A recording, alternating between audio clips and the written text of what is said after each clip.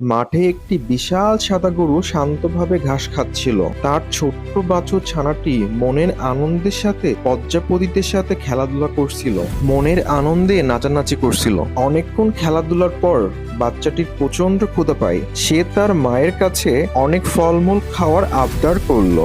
মা তাৎক্ষণিক তার সামনে থরে থরে ফল সাজিয়ে দিল। এত ফল দেখে বাছুর ছানাটি অবাক হয়ে গেল এবং মহা খুশিতে মা ও বাছুর ছানাটি একসঙ্গে ফলমূল খেলো। একটু দূরে এক বিশাল লাল গরু তার বাছুরকে নিয়ে কি যেন রাগারাগি করছিল। এরই মধ্যে ছোট্ট বাছুরটি বায়না ধরলো এক বিশাল অনুষ্ঠানের কথা। সেখানে একটি কুকুর ছানা দারুণ নাচ দেখাবে আর অনেক পশু পাখি নাকি সেই নাচ দেখতে যাচ্ছে। আর বাছুরটি মায়ের কাছে আবদার করলো সে নাচ দেখতে যাবে কনসার্টে, কিন্তু মা তাকে যেতে বারণ করলো।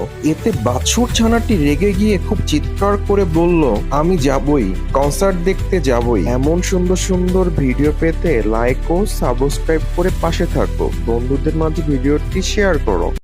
মাঠে একটি বিশাল সাদা গরু শান্তভাবে ঘাস খাচ্ছিল। তার ছোট্ট বাছুর ছানাটি মনের আনন্দের সাথে পদ্মাপতিদের সাথে খেলাধুলা করছিল, মনের আনন্দে নাচানাচি করছিল। অনেকক্ষণ খেলাধুলার পর বাচ্চাটির প্রচন্ড ক্ষুধা পায়। সে তার মায়ের কাছে অনেক ফলমূল খাওয়ার আবদার করলো। মা তাৎক্ষণিক তার সামনে থরে থরে ফল সাজিয়ে দিল। এত ফল দেখে বাছুর ছানাটি অবাক হয়ে গেল এবং মহা খুশিতে মা ও বাছুর ছানাটি একসঙ্গে ফলমূল খেলো। একটু দূরে এক বিশাল লাল গরু তার বাছুরকে নিয়ে কি যেন রাগারাগি করছিল। এরই মধ্যে ছোট্ট বাছুরটি বায়না ধরলো এক বিশাল অনুষ্ঠানের কথা। সেখানে একটি কুকুর ছানা দারুণ নাচ দেখাবে আর অনেক পশু পাখি নাকি সেই নাচ দেখতে যাচ্ছে। আর বাছুরটি মায়ের কাছে আবদার করলো সে নাচ দেখতে যাবে কনসার্টে, কিন্তু মা তাকে যেতে বারণ করলো। এতে বাছুর ছানাটি রেগে গিয়ে খুব চিৎকার করে বলল, আমি যাবই, কনসার্ট দেখতে যাবই। এমন সুন্দর সুন্দর ভিডিও পেতে